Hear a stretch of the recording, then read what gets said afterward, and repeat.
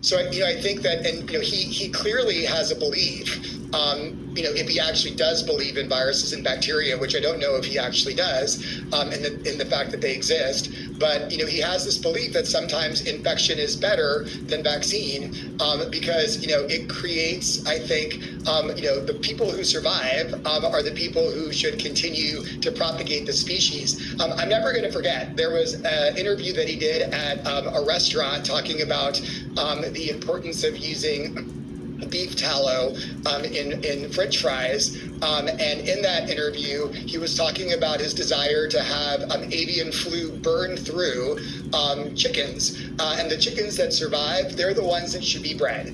Those are the words that he said. They're available to watch. And he said because those chickens have the superior genetics. And then 1 minute later, he said that the president also has superior genetics. So, I mean, from my perspective, as someone who, has sort of the cultural background of a grandfather who was killed fighting fascism in Greece, that's sort of like embedded in my brain. And I heard that, and I'm like, so that's what this is all about. So, if there are kids who get infected and do well, that's great.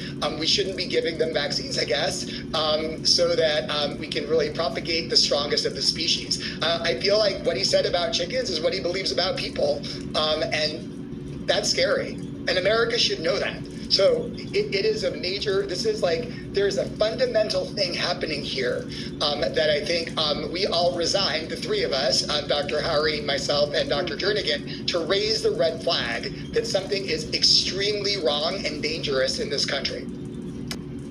I am not going to go into HHS and impose my preordained opinions on anybody at HHS. I'm going to empower the scientists at HHS to do their job and make sure that we have good science that's evidence-based. I'm not going to substitute my judgment for science. Of course, I'm not going to do that. Of course you're not going to do that? Well, that turned out to be exactly the BS it looked like at the time.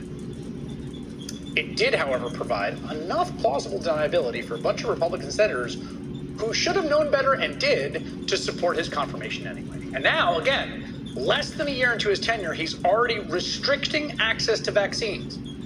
Under that new FDA guidance, the COVID shots are now only approved for folks 65 and older and for others with certain underlying conditions. Was there some change in the science? There was not. What there was a change of the guy who was in charge at the top, the guy who said he wouldn't impose his views. That is a major reversal of a longstanding policy. It's basically impossible at this point to see it as anything other than the result of one crank's anti-vaccine crusade. The kind of crank who says stuff like this. You said the following, and I quote, "We should not be giving black people the same vaccine schedule that's given to whites because their immune system is better than ours." Can you please explain what you meant? There's a series of studies, I think most of them by Poland, that show that to particular antigens that blacks have a much stronger reaction. There's differences in reaction to different products by different races. So I have 17 seconds left. Let me just ask you then. So what different vaccine schedule would you say I should have received? What different vaccine schedule should I have received? I mean, the Poland article suggests that blacks need fewer antigens than... This is so dangerous. So you get the same measles vaccine. Mr. Kennedy, with all due respect, that is so dangerous. Blacks need fewer antigens. When I call Kennedy a dangerous crank, I'm not saying that as an insult or as hyperbole, but honestly is the most economical way of describing the man's views. He's not a doctor, he has no public health background, he has no medical credentials whatsoever, he's an environmental lawyer and, crucially, the scion of a very, very famous, wealthy, and influential political dynasty. And yet, here he is, offering up wacky diagnoses of people he passes on the sidewalk or the airport. I know what a healthy child is supposed to look like. I'm looking at kids as I walk through the airports today, as I walk down the street, and I see these kids that are just overburdened with mitochondrial challenges, with inflammation. You can tell from their faces, from their body movements, and from their lack of social connection. And I know that that's not how our children are supposed to look. What on earth are you on about? You can see the kids have mitochondrial problems? Their lack of social connection, you can see that. Their faces aren't healthy to you, RFK Jr. Should you bring your kid to RFK Jr. with their face and say, what do you think, Bobby? Healthy or not? I know it's kind of a cliche at this point, but imagine the guy sitting next to you at the bar or at a PTA meeting or at your kid's basketball game started opining about the mitochondrial inflammation in the kids in front of you. You would move away because the guy seems nuts.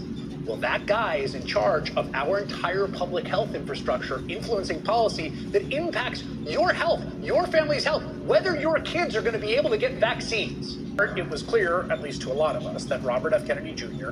would use his position as Donald Trump's Director of Health and Human Services to dismantle the public health system as we know it. The latest example is his attempt to force out Susan Monterez, the head of the CDC, less than a month into her tenure after he selected her and she was confirmed by the Senate, forcing her out over disagreements on his attempt to restrict access to the COVID vaccines as well as others. Now, Monterez insists she's not going anywhere yet, that she actually hasn't legally been fired by the president, but Kennedy has already lined up her replacement. His close aide, a guy named Jim O'Neill, who is an associate of, get this, billionaire Trump backer Peter Thiel. As a result, a number of top CDC officials announced their resignations in solidarity with their boss, Monterez.